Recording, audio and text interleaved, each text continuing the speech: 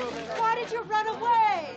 Security police. I'm in charge of this man. No longer, madam. He is now in the custody of the Ministry of Science. Take your stinking paws off me, you damn dirty ape!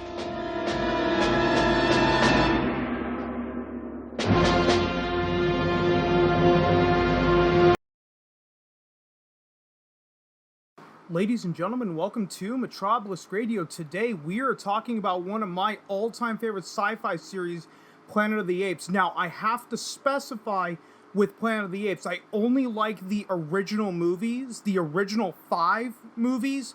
The Mark Wahlberg, the Tim Burton reboot with Marky Mark didn't really do anything for me.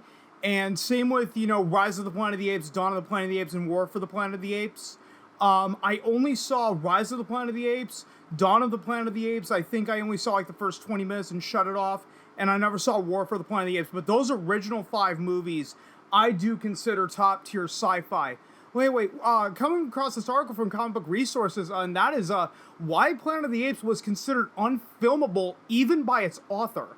The sci-fi franchise Planet of the Apes overcame huge obstacles to reach the screen, so big that the original author considered them insurmountable. The Planet of the Apes franchise has always faced headwinds in getting its various entries onto theater screens. The necessity of elaborate special effects and the difficulty of getting its often complex political overtone to function within the confines of a sci-fi spectacle can make production difficult in the extreme. After a lengthy hiatus punctuated by the ambitious failure of Tim Burton's 2001 adaptation, the franchise was saved only by the surprise success of 2011's Rise of the Planet of the Apes, starring Andy Serkis. Those problems extend back to the start of the franchise as filmmakers grappled with the challenging source material. Pierre Boulet, and I know I'm going to mispronounce his name. I think it's Boulet. Pierre Boulet's 1963 novel. The printed page is far more forgiving than the movie screen in some ways, and indeed making that leap looked all but impossible. No one thought the original 1968 movie could succeed, least of all Boulet himself. According to the documentary Behind the Planet of the Apes, the author himself wasn't the biggest fan of the work to begin with.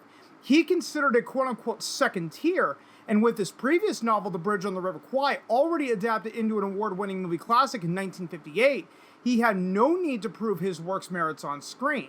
The prospect of a movie version of his novel struck him as money down the drain. No one would want to see it.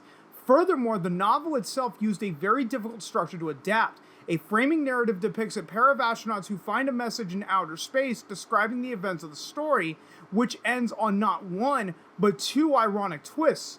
The author of the message returns to Earth after visiting the titular planet, only to find it run by intelligent apes too, and the 2 astronauts reading it turns out to be chimpanzees. That works much more easily on the printed page, where selective details are easier to arrange, and surprise twists require much less effort to achieve the desired effect. On top of that, the futuristic simian worlds depicted in the novel required considerable expense to achieve. That included the buildings in a modern ape city, vehicles like choppers and automobiles, and the apes themselves, who had never been depicted in such a manner on screen. Earlier movies either used real apes, adopted expensive stop-motion effects in the manner of King Kong, or relied on crude and unconvincing costumes. Richard Zanuck, the head of 20th Century Fox, who had the final word on whether the original Planet of the Apes was made or not, correctly surmised that if the audience didn't believe that the intelligent apes on screen were real, the whole movie would fail. That problem was solved by the groundbreaking makeup effects from John Chambers, who had designed facial prosthetics for wounded soldiers in the Second World War. He produced a series of masks and body prosthetics that, along with strong performances from the likes of Roddy McDowall and Kim Hunter, made the prospect of intelligent apes eerily plausible. Screenwriter Michael Wilson solved the problem of an advanced ape society, something that had dogged previous screenwriter Rod Serling's ability to produce a script, by making it more primitive, using wagons and horses instead of more elaborate and expensive vehicles. As a result, the film became not only a hit, but a smash, aptly realizing the irony and social commentary of Boulet's book while convincingly depicting, quote-unquote, a planet where apes evolved from men. Boulet's skepticism was well-founded and might have proven true in less inventive hands. It took a number of ingenious decisions to overcome what looked to be impossible challenges and create an enduring cinematic franchise in the process. So what they're basically getting at is Planet of the Apes the original Planet of the Apes movie from 1968 starring Charlton Heston only worked because you had very creative people behind the movie to find ways around adapting the book without running costs too high. And it's still an all-time classic. You know, the one scene everybody talks about is the "get your stinking paws off of me, you damn dirty ape," and also obviously the ending, one of the most famous endings in cinematic history. You know, spoiler alert. Turns out Charlton Heston was on Earth the entire time. But you know what? The movie came out in 1968, and it's one of the most famous movie endings that has ever been shot. But actually, speaking of the ending, I'm going to have another video come out and actually discuss the ending to the original Planet of the Apes, because it is quite an interesting tale. But still, you know, getting back on topic of this one, you know, why Planet of the Apes was considered unfilmable. Well, you know, you look at the book, and as they said, the surprise twists in the book are easier to pull off than they were in the movie.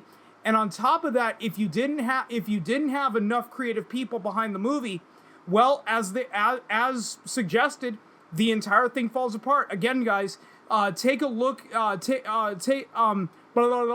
If I can talk today, I'm gonna do another video discussing the original ending, because there is quite a unique story behind that. So I'm going to go ahead and end it right here before I start sounding like a broken record. And I know I probably already sound like it at this point. If you stuck around this long, thanks so much for doing so. And if you've been following long enough, you know I'm terrible at ending these videos. So I'll just see you guys next time.